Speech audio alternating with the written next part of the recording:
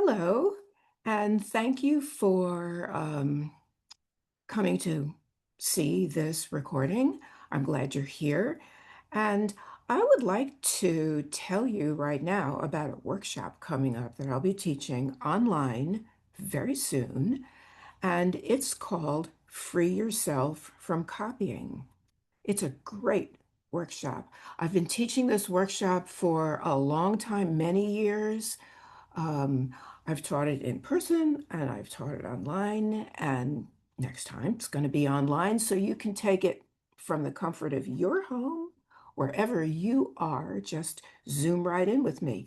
So let me show you some pictures, and I'm going to talk to you about what I'm going to be doing in this workshop. So here it is, Free Yourself from Copying. And the whole idea about this workshop is to share with you the way I work with my photos. I never copy them. I use my photos for ideas. They give me ideas for stories that I want to tell, things that I want to express. Photos give me inspiration. They provide lots of information. And they really act as a springboard for me. They help me to get going, but I never copy them. So here we go. Here are some examples. So I'm going to show you the photo and then I'm going to show you the painting. So some photos are just a little bit cluttered. Let's declutter. I want to make a painting of this gorgeous yellow gate, so I'll take out the clutter and here's my painting. Here's another really cluttered photo. I'm going to take out the second chair behind. I'm going to take out all the stuff in the background and some of the fruits and the veggies and make a painting that's easier to read. It tells a story that is more accessible. Here's a photo, again, cluttered and messy. Let's kind of organize it a little better and make a better painting. Now, sometimes with a photo, I just use a very small portion. And so I just want to show you, here's the part of this photo that I thought was most interesting. And here's my painting. It's a large painting. It's about 14 or 15 inches square. So this water lily from here is now a great big boom. It just really gets you. It's a really big painting. Sometimes when I look at a photo, I find a portion that's interesting, most interesting to me, in this case, the head of the cabbage. And then I'll do something that I call take a slice. So first I'm going to take a slice through the photo as if it's a horizontal slice, and I'll make this painting. And now I'm going to take a vertical slice, and I'm going to make this painting. Two very different paintings, both made from the same photo, using it in two different ways. Sometimes I like to combine photos into one painting. So I saw these ladies at an outdoor restaurant. I was on a second floor area above, obviously looking down on them. I like these two ladies here. Then I walked over and saw another table in the same restaurant, and I saw the waiter. Let's take the two ladies from one photo, the waiter from the other, and make it into one new, hopefully better image. Let's take poppies from this photo, and put them into one painting. Do you have a photo that has kind of boring color? Hmm, you don't have to make it boring in your painting. Did I want to paint a black dog? Nope, I made a brown dog. Oh, and look what I did. I took him from this yard, kind of a nondescript yard, and put him at the beach. I can do that. I can make any changes I want, and so can you. I can change from summer to autumn, from summer to winter, from daylight to midnight, from daylight to dawn. It's so much fun to do this, and it's so much more creative, and it's definitely not copying. Here's a photo where I just want to show you, I really like this girl right here with her hula hoop.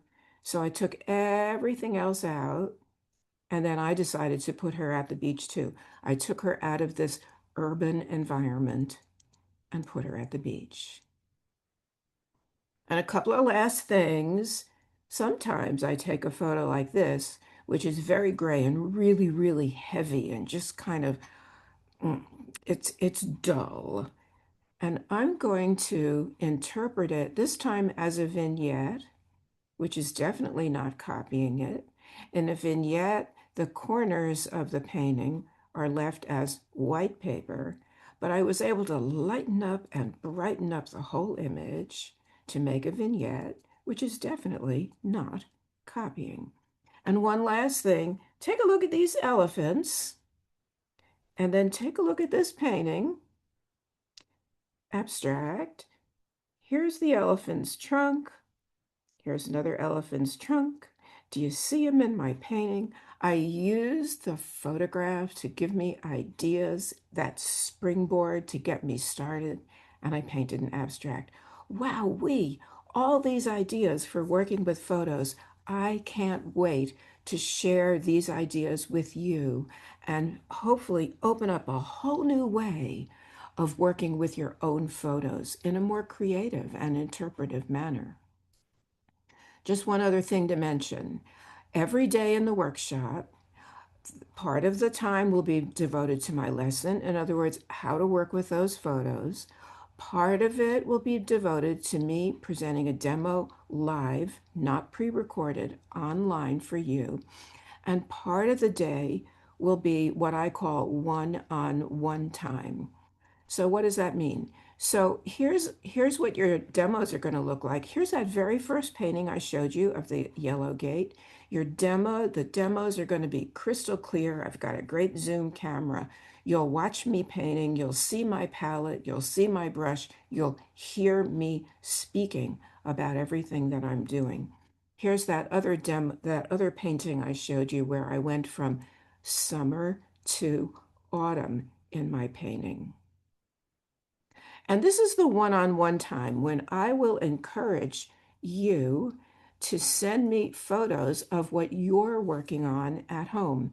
And I'll put your photos up on the screen like this, and we'll talk about them. And I'll give you all kinds of feedback and ideas and encouragement. It's a super important part of the workshop, and it really makes it feel much more personal, like we're all truly in the same room together. This is what a photo looks like when you send it to me via text message. Sometimes people send me their photos via email and they look a little bit different, but either way you send them to me, we will talk and I will help you as much as I can. So what do you do to take this workshop? Well, I recommend that you go to my website first. So just put in my website address, alexislevineartist.com. Make sure when you put in my last name, Levine, that you spell it L-A, not L-E, the way most people do. alexislevineartist.com, and that'll get you right here. This is my homepage. And you see up at the top, there's a menu bar. Click instruction. It'll take you to the page where you can find out all about the workshop. And then when you've decided that hopefully you want to take it, send me an email, alexislevineartist@gmail. We'll work everything out over email, get you all signed up, and then you'll come and join me for Free Yourself for Copying. So that's all. I hope that was really interesting, and I hope I'll see you soon online. Bye now.